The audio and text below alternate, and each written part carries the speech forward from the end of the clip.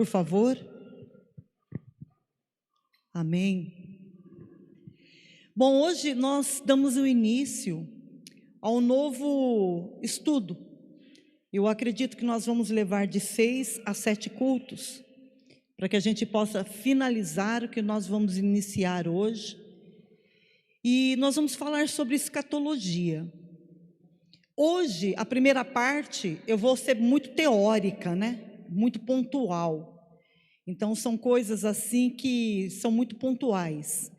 E eu vou usar como base de tudo que eu estou falando para vocês, de tudo que eu vou tentar ensinar, os meus parâmetros, a minha base é a palavra de Deus. E é claro, o bispo Robson Rodovalho, porque eu penso da mesma maneira como ele nessa parte de escatologia. Amém? Então, eu quero dar uma pequena introdução para vocês.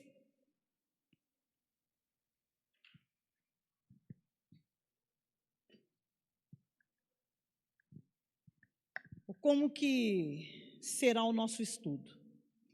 O que é escatologia? Escatologia é o estudo do futuro das coisas que Deus nos preveniu e devem acontecer. Escatologia é o estudo do futuro, ou seja, das coisas que hão de acontecer. Mas nós temos como base, quem disse foi o Senhor. Amém?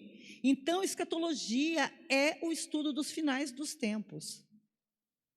Deus tem um objetivo, igreja. Deus tem um objetivo bem definido para todas as coisas. Portanto, quando Ele nos deixou essas informações em sua palavra, Ele tinha um propósito. E o propósito de Deus é que a igreja se prepare para a segunda vinda de Jesus. Oh, meu Deus! E se atavie. A preparação da igreja, a noiva para as bodas com o Cordeiro, é santidade, purificação e obras. Deus nos deu, então, 5 ministérios, 5 dons, e nos deu o Espírito Santo para nos preparar. Amém? Amém, igreja? Glória a Deus. Este estudo escatológico objetiva apressar essa preparação da igreja para o encontro com o noivo. Sob essa perspectiva, estudaremos a palavra de Deus, objetivando sermos edificados e fortalecidos a fim de encontrarmos com o nosso Senhor e Salvador, Jesus Cristo. Porque certamente virá o dia em que o encontraremos e para sempre com Ele reinaremos. Coloca para mim, Tiago, Tito. Vamos abrir, por favor, o livro de Tito, capítulo 3. Vamos ler do versículo 8 ao 11.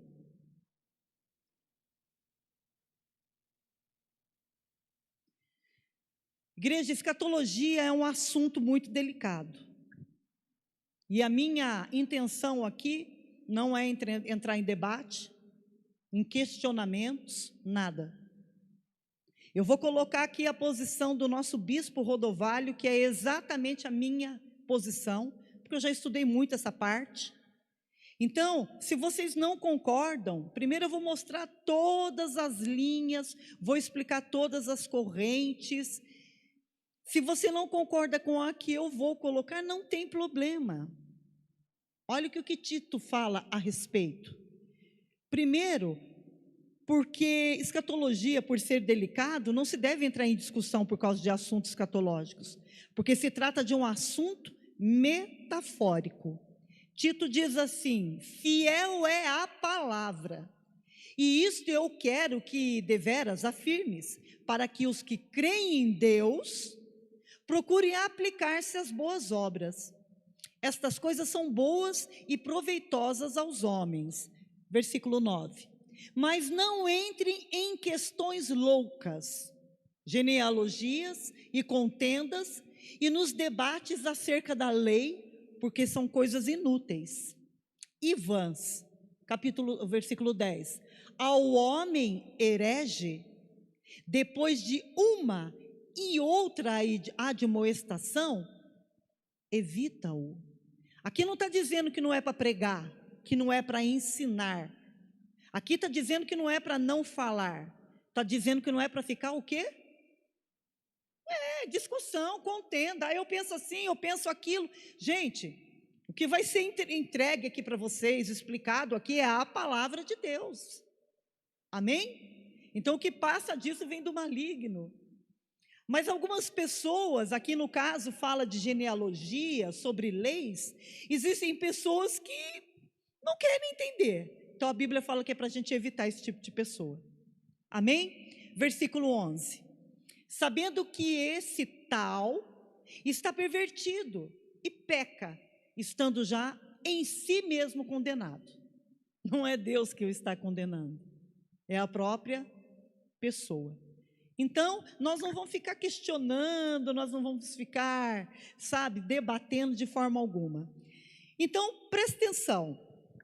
A escatologia, eu encontrei aqui um exemplo de explicar como que é difícil estudar e falar sobre escatologia.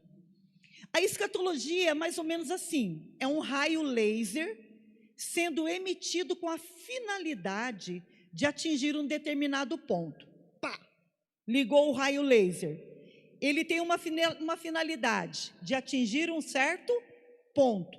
Porém, até que ele chegue naquele ponto, existem 10 obstáculos, vamos dizer assim, de 8 a 10 obstáculos entre o ponto inicial e o ponto a ser atingido. E esses obstáculos têm furos centrais que estão em movimento entre o lugar da emissão do raio e o objetivo do alvo. Agora eu pergunto para vocês, qual é a probabilidade desses obstáculos se alinharem simultaneamente para permitir que o raio atinja o seu alvo? Eu aperto aqui o raio, aqui é o início, e eu quero que ele atinja aquele relógio. Mas entre eu e o relógio, vamos dizer, tem 10 obstáculos. E esses obstáculos, vamos dizer que sejam como cones. Ele tem furos no meio. E eles ficam se movendo. Mas para que tudo dê certo, eles têm que se alinharem e eu apertar o laser passar pelo meio dos 10 e acertar o alvo. Escatologia é isso. Se não encontrar na palavra de Deus, de Gênesis, Apocalipse, tudo se alinhando, então tem alguma coisa errada. Alguma coisa vai contradizer a outra e o Senhor não contradiz a si próprio. Então tem que estar tudo muito interligado e simultâneo dentro da palavra de Deus. Amém, gente? Vamos lá então. O estudo da escatologia se assemelha à dificuldade do alinhamento destes obstáculos. Precisamos, para fazer o estudo escatológico sistemático, ordenado, organizado, metódico, nós precisamos alinhar 5 fontes de informações. E essas informações são bíblicas. Não é Nostradamus, não é Daniel Mastral, não é isso, não é aquilo outro, não, é a palavra de Deus. As 5 informações são os evangelhos, as cartas, os livros proféticos, Salmos e Apocalipse. Teoricamente, é isso que nós vamos estudar. Teoricamente. Amém? Existem então 4 linhas escatológicas, mas dentro dessas 4 linhas escatológicas existem muitas interpretações. E eu vou começar agora. Coloca o próximo slide, por favor.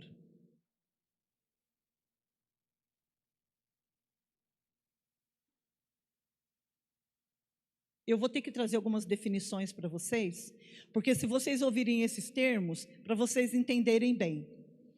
Teologia. Teologia é uma coleção de ensinos.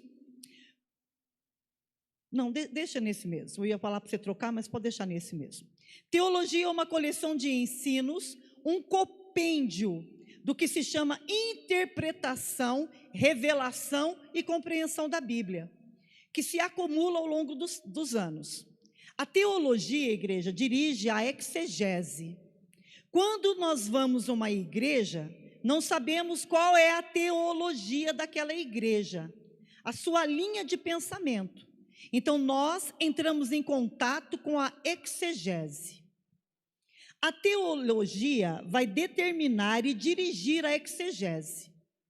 Portanto, por detrás da exegese, há uma teologia. Seja qual for, completa, incompleta, explícita ou não, obscura ou não, ela sempre estará baseada na Bíblia. Amém? Mas antes de eu explicar o que é exegese, nós precisamos entrar na hermenêutica. O próximo, por favor. O próximo. Hermenêutica. Ali eu coloquei uma outra definição do que eu vou falar para vocês. Hermenêutica é uma palavra com origem grega que significa a arte ou a técnica de interpretar e explicar um texto ou discurso. Gente, isso aqui é técnica, é arte. Amém? A hermenêutica é a ciência da interpretação das Escrituras, o significado das palavras, das frases, da explanação delas. Atua dentro de um determinado sistema, derivando, classificando os princípios necessários para a interpretação. Mas é o homem quem aplica estes princípios. E de acordo com o seu ponto de vista. Todavia, se ele tiver um ponto de vista errado, isto interferirá na sua interpretação, que vai alterar a teologia. E, consequentemente, na exegese, se perceberá algo errado. Quando essa interpretação é humana e não é divinamente inspirada, haverá desvios sérios, pois o homem tem opiniões pessoais que diferem entre si e principalmente diferem do que é o que o Senhor ensina. Amém? E o que é exegese? O próximo slide. Não é difícil não, viu, igreja? Isso aqui também não vai mudar nada a tua vida, viu? Esses conceitos, isso aqui é só para você ter conhecimento, entender um pouco do que vai ser dito. Isso aqui não tem nada a ver com a tua salvação, você não vai perder a salvação se você não souber essas coisas. Mas é impossível falar de escatologia e não dar essa introdução. O que é exegese? É um comentário ou dissertação que tem por objetivo esclarecer ou interpretar minuciosamente um texto ou uma palavra. É a teologia aplicada à prática. A aplicação das regras da hermenêutica é a forma como a igreja age. E é o produto do coração do homem. Se percebermos algum desvio no procedimento da igreja, nós devemos investigar a hermenêutica, que é a interpretação que o homem faz da teologia.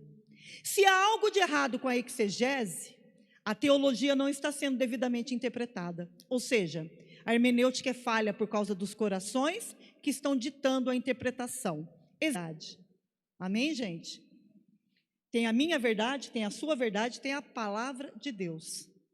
Então, a exegese aqui depende muito de quem está lendo, interpretando e passando para a igreja. Como é que vocês foram ensinados? Vamos lá. Glória a Deus. Vocês têm paciência comigo, igreja? Coloca Marcos, capítulo, não coloca não, o próximo slide. Não sei se vocês conseguem ler. Marcos capítulo 8, versículo 18 diz assim: tendo olhos, não vedes, e tendo ouvidos, não ouvis? Como é que vai lembrar? Se não vê e não ouve. Então, a exegese, o coração, a teologia e a hermenêutica. Complica, né? O próximo slide, por favor. Passando dessa pequena explicação, para que vocês se familiarizem com esse tipo com esses termos, nós vamos entrar no milênio.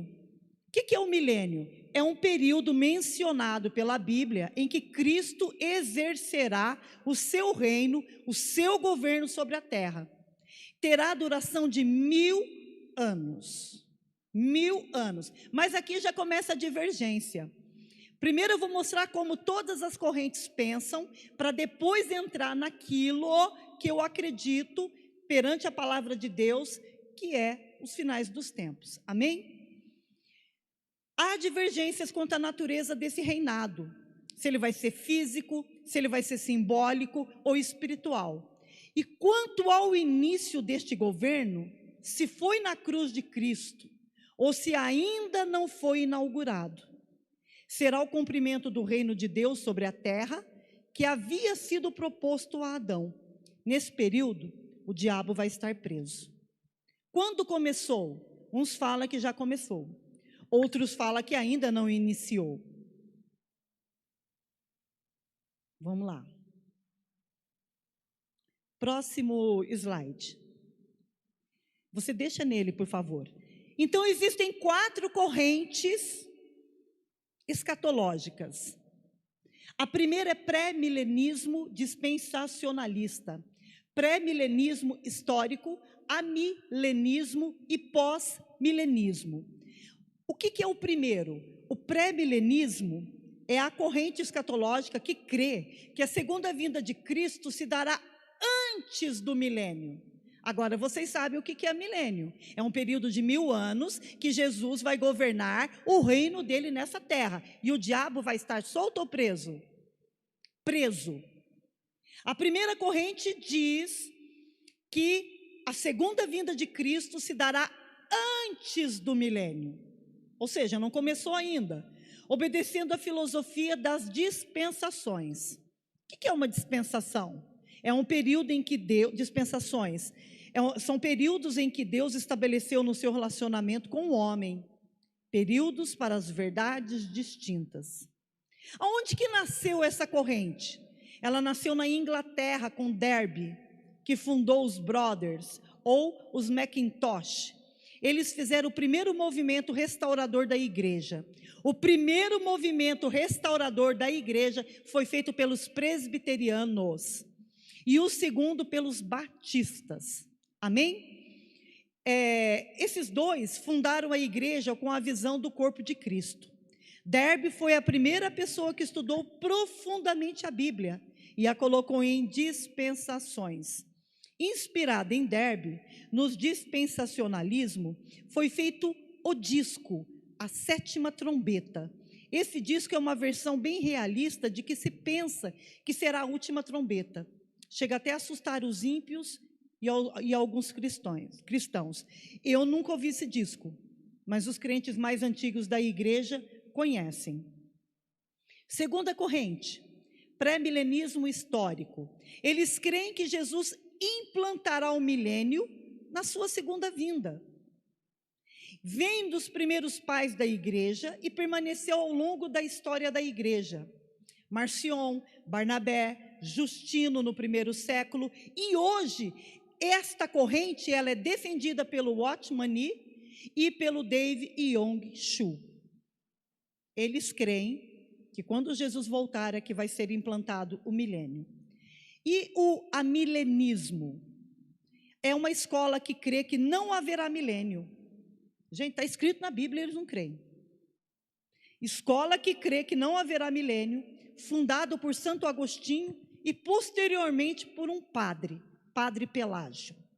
Esta escola ensina que Jesus só voltará quando a igreja tiver se expandido por todo o mundo. O milênio é um período de governo, não é de Deus, não é de Jesus. Por eles é da igreja. E não é um período de governo sobrenatural de Jesus. Puro racionalismo. Pós-milenismo não é uma corrente histórica e ela se confunde com o amilenismo. Escola teológica que crê que Jesus voltará depois do milênio. O período da tribulação é visto de maneira diferente em cada uma das escolas teológicas. Amém, igreja? Vamos lá, então. O próximo slide. Escatologia é uma engenharia bíblica. As correntes escatológicas são os resultados de uma verdadeira engenharia escatológica. Nós, porém, optamos interpretar pelo método literal, onde onde não atribuímos a Deus coisas que Ele não disse.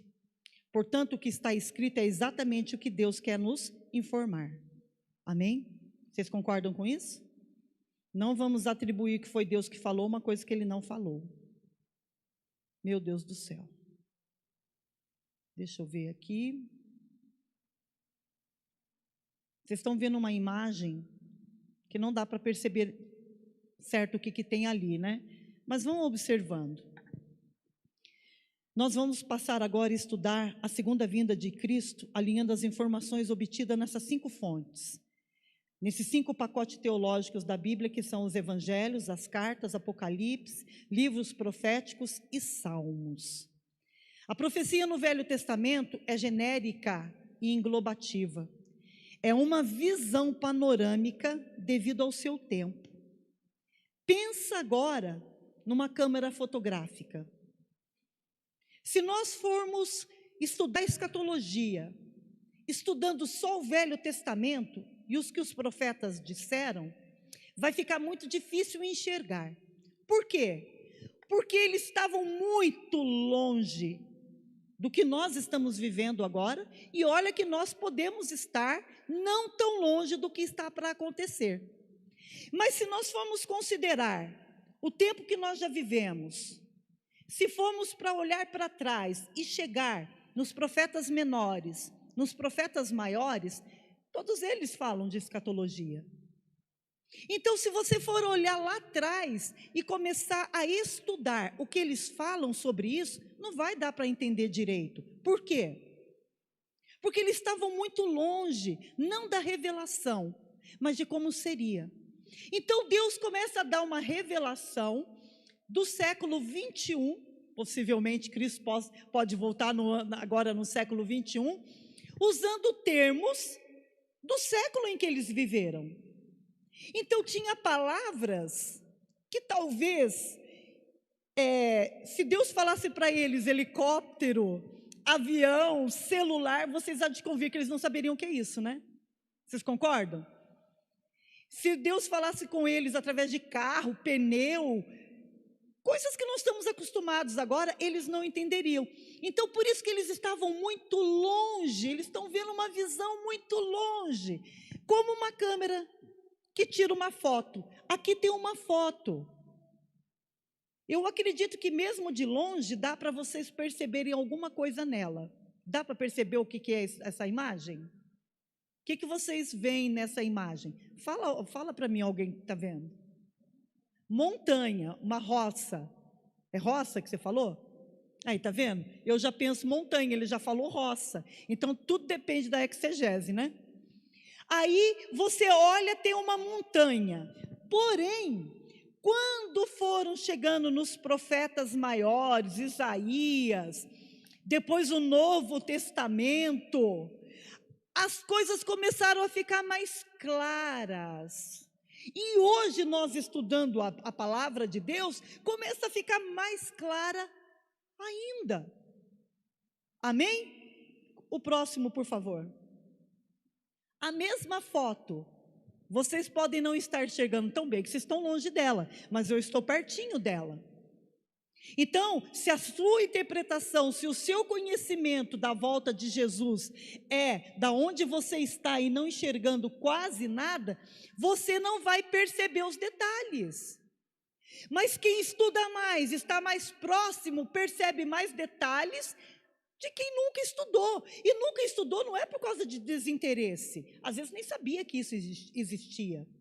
Mas com a foto mais perto, dá para ver as nuvens, dá para ver o tipo de vegetação, dá para ver que além das montanhas tem um vale, dá para ver que aqui já tem um tipo de vegetação que é mais, não é tão assim de floresta, é mais de um jardim.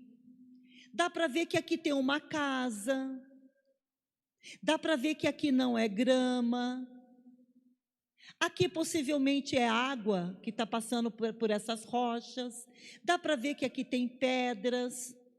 Entenderam, igreja?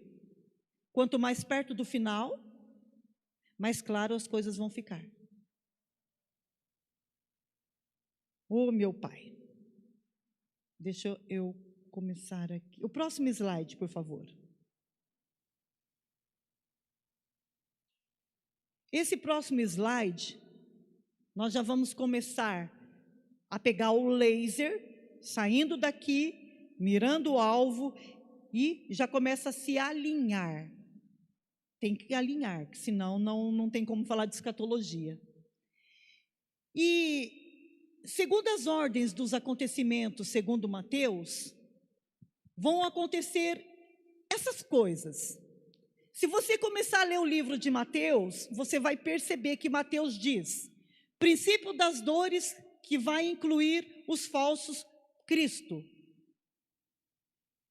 com sinais, prodígios e maravilhas, mas não é Jesus, não é profeta, não é povo de Deus, mas eles vão falar que é povo de Deus. Então, peraí, prodígios e sinais acontecendo, nossa, na minha igreja não acontece nada disso. Na minha igreja ninguém é curado, ninguém levanta, eu nunca vi defunto ressuscitar, eu nunca vi isso, nunca vi aquilo outro, e de repente começam aí fazendo umas coisas muito loucas. O povo vai fazer o quê? O que o povo vai fazer? Correr atrás. Aí você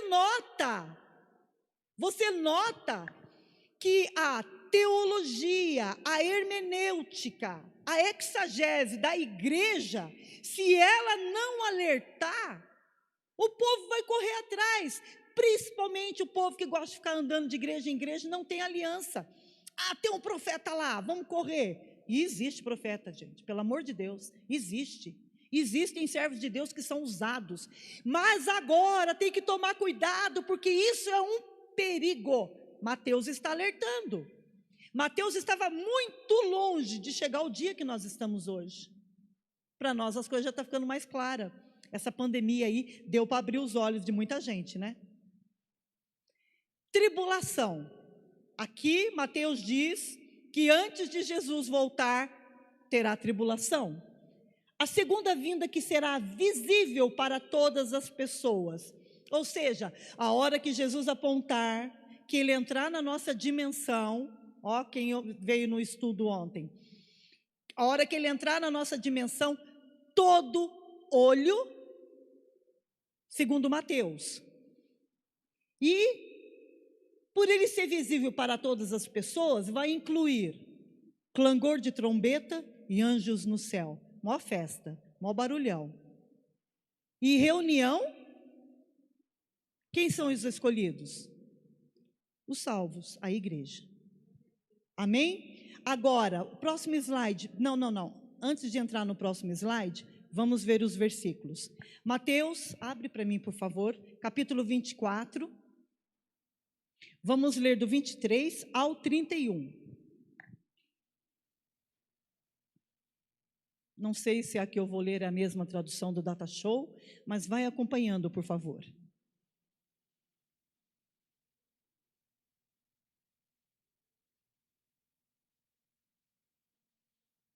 Adianta ler só Mateus?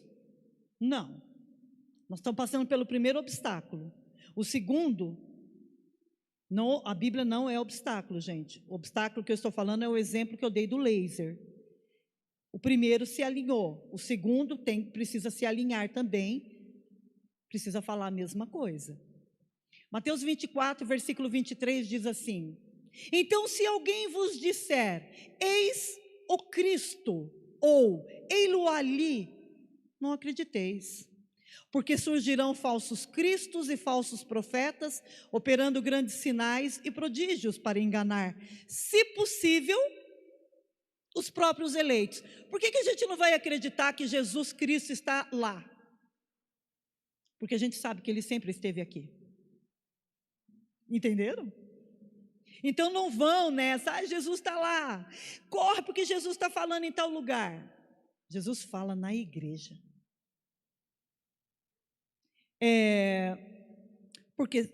Vede, aqui eu não tenho o número do versículo, eu não coloquei, vão acompanhando no Data Show, por favor. Vede que vulo tenho predito, Portanto, se vos disserem, eis que ele está no deserto, não saias, ei-lo no interior da casa, não acrediteis, porque assim como o relâmpago que sai do oriente e se mostra até o ocidente, assim há de ser a vinda do Filho do Homem. Onde estiver o cadáver, ali se ajuntarão os abutres. Logo em seguida, a tribulação daqueles dias, o sol escurecerá, a lua não dará sua claridade, as estrelas cairão do firmamento e os poderes do céu serão abalados. Então aparecerá no céu o sinal do Filho do Homem. Todos os povos da terra se lamentarão e verão o Filho do Homem vindo sobre as nuvens do céu, com poder e muita glória. E ele enviará os seus anjos com grande clangor de trombeta, os quais os seus escolhidos do quatro ventos de uma outra os quais reunirão os seus escolhidos dos quatro ventos de uma a outra extremidade dos céus. Amém? Volta aquele slide que estava, Tiago.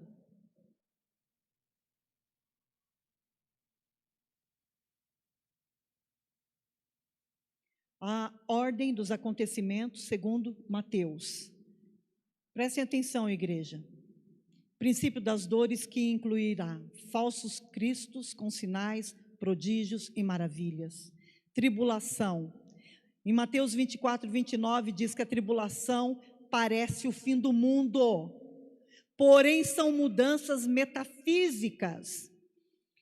Isso que Mateus falou, a semelhança do dia em que é praticamente igual à semelhança de quando Jesus morreu.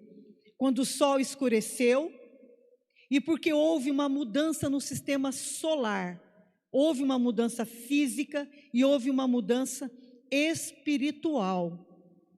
Não é porque o final do mundo chegou naquele momento. A segunda vinda de Jesus será visível para todas as pessoas. Incluirá clangor de trombeta, anjos no céu e reunião dos escolhidos. Amém. Mateus. Vamos ver agora o próximo slide. A ordem dos acontecimentos segundo Paulo. Paulo fala que a segunda vinda de Cristo será acompanhada de arcanjo, ressoar de trombeta nos céus. Bate com o que Mateus falou? Bate. Porque ele diz que todo olho verá, vai ter clangor de trombeta e anjos no céu. Paulo já é mais específico. Ele disse que vai ter a volta de Cristo será acompanhada de arcanjos e o ressoar, aleluia, da trombeta, que é a mesma coisa de clangor, é o ressoar. E isso incluirá, Paulo acrescenta algumas coisas, ressurreição dos mortos e arrebatamento dos vivos. Vamos ver se Paulo fala isso mesmo? 2 Tessalonicenses, capítulo 2, nós vamos ler do 1 ao 9.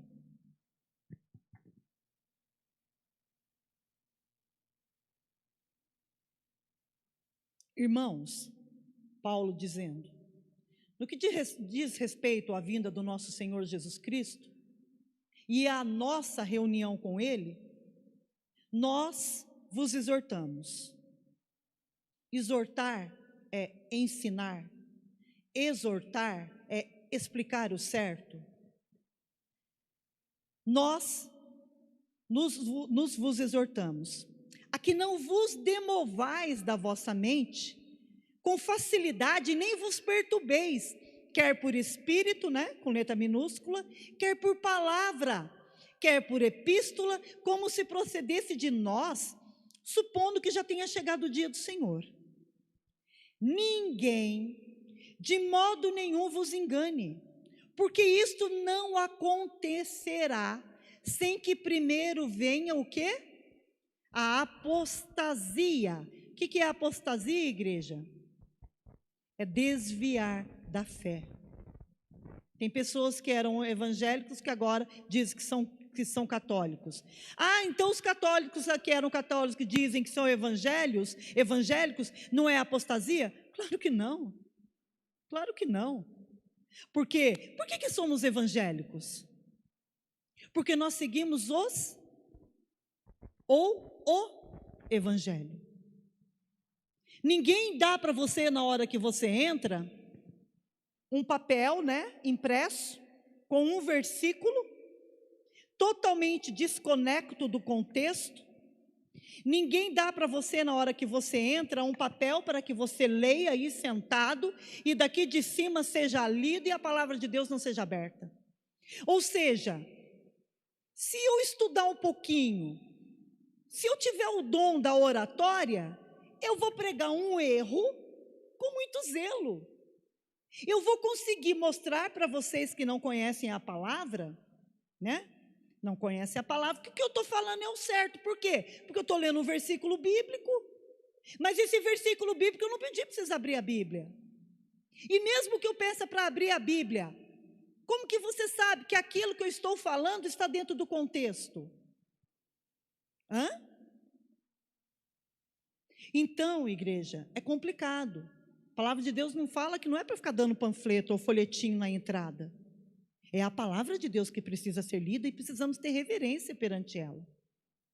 E não só lida, ela precisa ser entendida, interpretada. Agora, um só tem a Bíblia, o resto tudo traz a Bíblia no culto, lê-se aquela passagem, todo mundo fecha a Bíblia, ninguém mais consulta a palavra de Deus. Como é que vai fazer? Então fica muito fácil a gente ser enganado. E as pessoas no final, a apostasia da fé, é aquele que rejeita a palavra de Deus. E nós sabemos que todo aquele que rejeita a palavra de Deus é expulso da presença de Deus. Saul foi expulso, Lúcifer foi expulso, Adão foi expulso. Por quê? Porque rejeitou o que Deus mandou, rejeitou o que Deus falou. Então, para que você seja expulso da presença de Deus, é só rejeitar a palavra dele. Mas aí você não é expulso assim, sai daqui, segue o teu caminho, fica lá para fora. Não, de jeito nenhum. O Senhor não obriga ninguém a fazer nada. A decisão é nossa.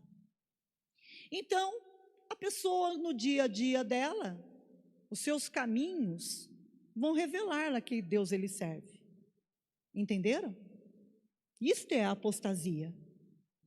Ninguém de modo nenhum vos engane, porque isso não acontecerá sem que primeiro venha a apostasia, e seja revelado o homem do pecado, o filho da perdição, o qual se opõe e levanta contra tudo que se chama Deus, ou se adora, de sorte que ele assentará como Deus no templo de Deus, querendo parecer Deus. Não vos recordais de que ainda convosco eu costumava dizer-vos estas coisas? E agora sabeis que o detém, para que ele seja revelado somente na ocasião própria. Com efeito, o mistério da iniquidade já opera, e guarda somente que seja afastado agora aquele que o detém. Então será de fato revelado o iníquo, a quem o Senhor Jesus matará com o sopro da sua boca e o destruirá pela manifestação da sua vinda. Ora, o aparecimento do iníquo é segundo a eficácia de Satanás, com todo o poder, sinais e prodígios da mentira. Entenderam, igreja? Vamos abrir Apocalipse agora, capítulo 9, versículo 14 e 15.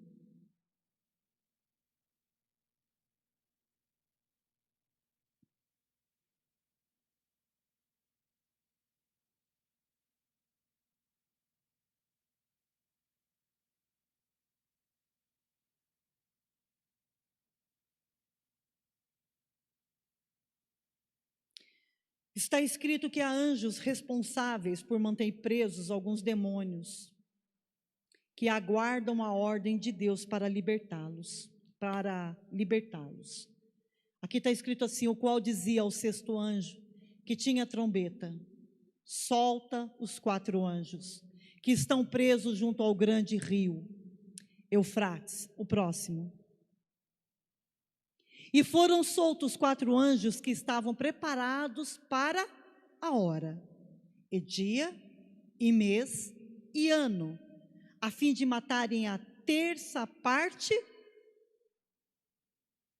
Será que são os homens que estão na apostasia? Quantos foram mesmo que caíram junto com Lúcifer? Interessante, né? Eu vou parar por aqui e quero fechar falando para vocês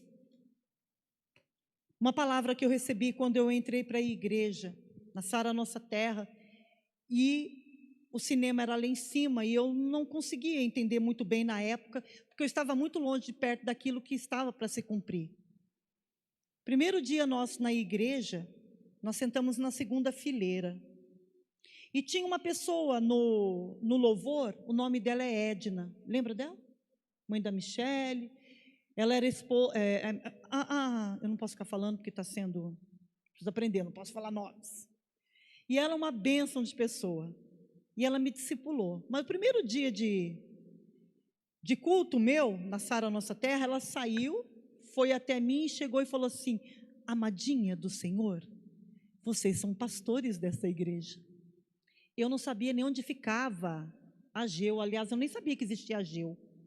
Tito, então, é nome?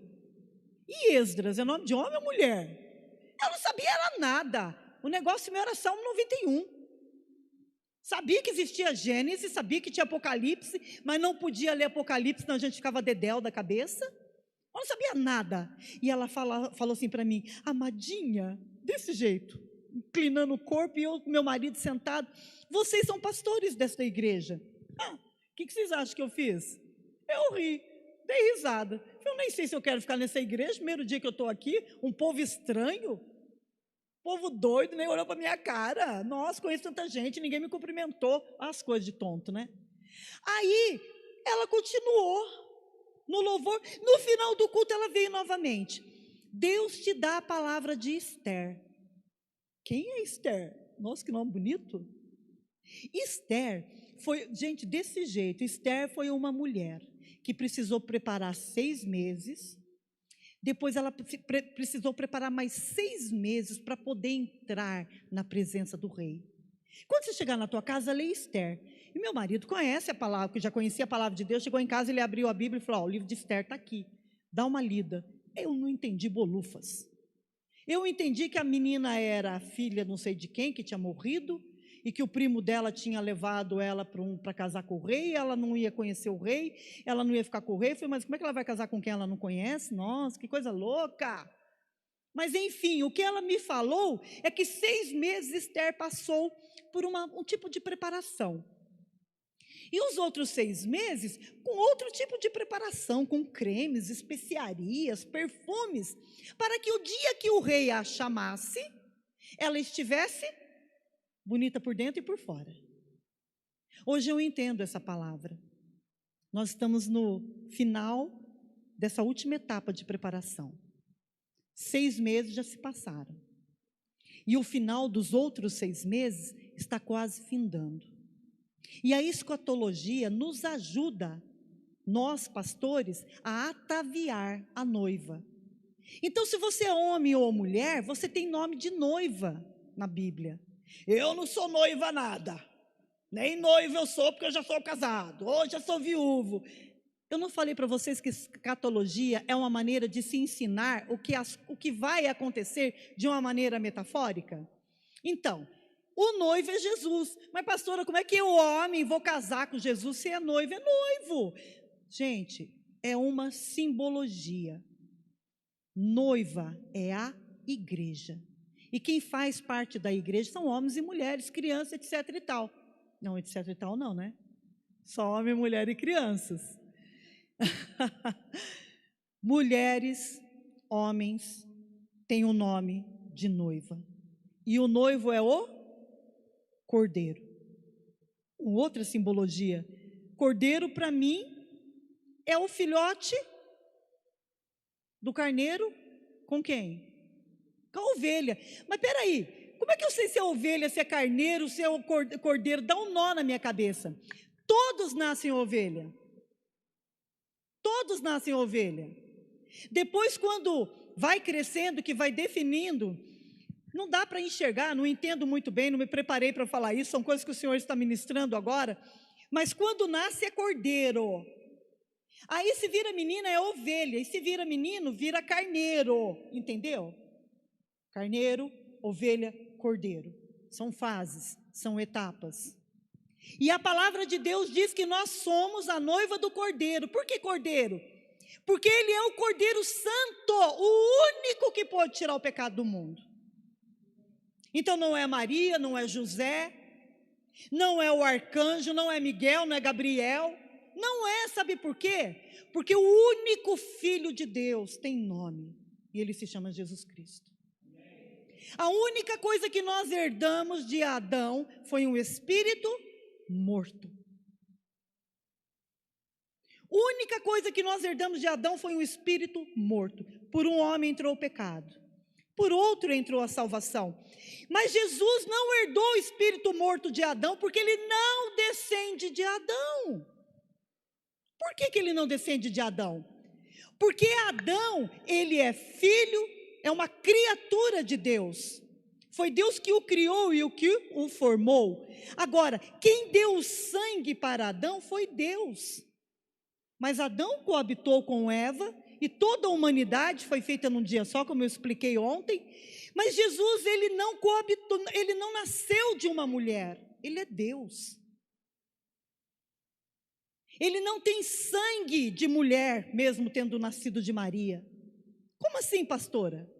Ele nasceu de uma virgem, Maria, uma mulher santa. Uma mulher com aproximadamente de 13 a 15 anos, quando ela engravidou do Espírito Santo e teve Jesus. Mas é muito claro na ciência, eu fui estudar isso, não sou boba, que não é a mulher que dá o sangue para o filho ou filha, é o homem. E quem é o pai de Jesus? Deus. O sangue que corre nas veias de Jesus vem de Deus. Entenderam? Então, por isso ele não descende de Adão. Aliás, tudo foi feito por ele e para ele. E tudo que foi feito, se fez. Nós descendemos de Adão. Jesus não. Por isso ele pôde tirar o pecado do mundo. Por isso que por um homem entrou o pecado e por outro entrou a salvação. Amém? 6 meses, um período, um ciclo. Você entra para a igreja e se prepara. A palavra de Deus diz que os últimos serão os primeiros. Então você vai trabalhar menos e vai ganhar a mesma coisa que aqueles que estão ali, na labuta, desde os tempos antes de Jesus, vão ganhar a salvação. Então, findando este ciclo, findando aquele ciclo onde você para de olhar para as pessoas, você para de olhar para as circunstâncias e você começa a mirar o Senhor, você entra no outro estágio. Eu quero é Deus. Eu quero o autor e consumador da fé. Então, esse último estágio já começou, igreja.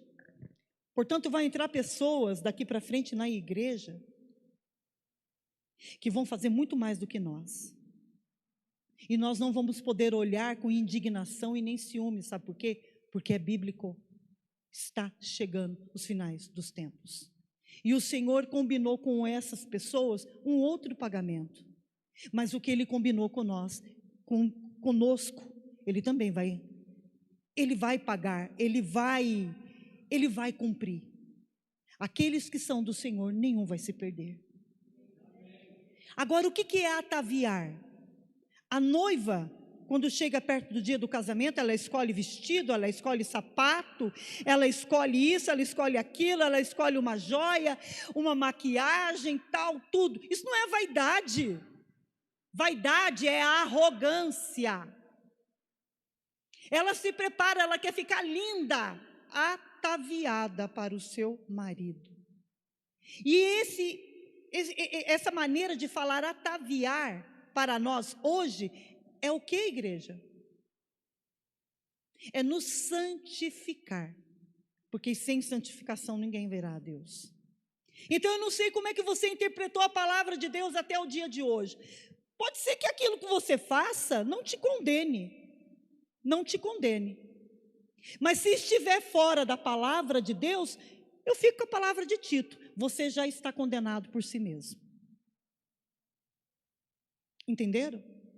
Então, comecem a ler a palavra de Deus, direitos e deveres, e você vai ver a sua verdade com a verdade da palavra. Se bater, legal; se não bater, cai fora, senão você pode estar na apostasia.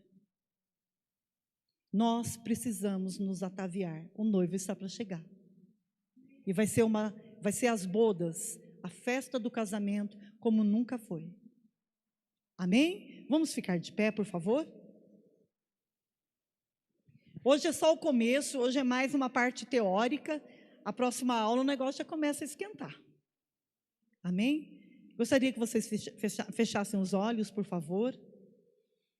Senhor, nós queremos agradecer pela Tua palavra. Senhor, hoje eu já pedi tanto ao Senhor, já orei tanto, Pai. Porque como Pai, sem nunca antes ter feito teologia, poder explicar algo tão complexo. Mas eu quero te agradecer porque eu nunca vou fazer teologia. Eu nunca quero perder a naturalidade e a essência que eu tenho em ler a Tua palavra. Não quero. Eu não quero ser influenciada, não quero ser contaminada. E aquilo que não é do Senhor põe esquecimento em todos nós, Pai. Mas aquilo que é do Senhor faz prosperar. O meu objetivo aqui é pregar a Sua palavra, ensinar a Sua palavra. Nós precisamos nos ataviar. E que esses dias o Senhor esteja totalmente no controle, Pai. No controle, no domínio, em tudo, Pai. Nós já consagrei ao Senhor, mas eu torno a consagrar aqui diante da igreja. Esse período de ensino, de estudo sobre a escatologia. E que isso venha completar, que isso venha satisfazer, Pai, em nome de Jesus, as nossas dúvidas. Mas que isso gere em nós muito mais perguntas. Nós só teremos respostas se fizermos perguntas. Senhor, não nos deixa ser enganados e nem confundidos. Nos ajuda a formular perguntas que tenham respostas que venham do Senhor. Isso vai fazer toda a diferença em nossa vida, Pai, na nossa caminhada. E nós te agradecemos por esse tempo que estamos aqui no culto de terça-feira, um culto de ensino, Pai. Muito obrigado. E nos ajuda a sermos melhor do que há pouco nós éramos, Pai. Nós queremos muito mais do Senhor, em nome de Jesus. Amém? Vamos dar uma salva de palmas para Ele. Aleluia. Acho que não extrapolei o horário, não. São 9h05, eu vou parar 9 horas, todos os cultos de ensino, porque assim vocês não vão ficar, eu não vou não, porque senão demora para acabar. Amém? Vocês não podem se abraçar, mas dá um tchau para o seu irmão aí. Fala: paz do Senhor, irmão. Deus te abençoe. Vão com Deus, viu, igreja? Nós estamos encerrados. Deus abençoe a todos em nome de Jesus.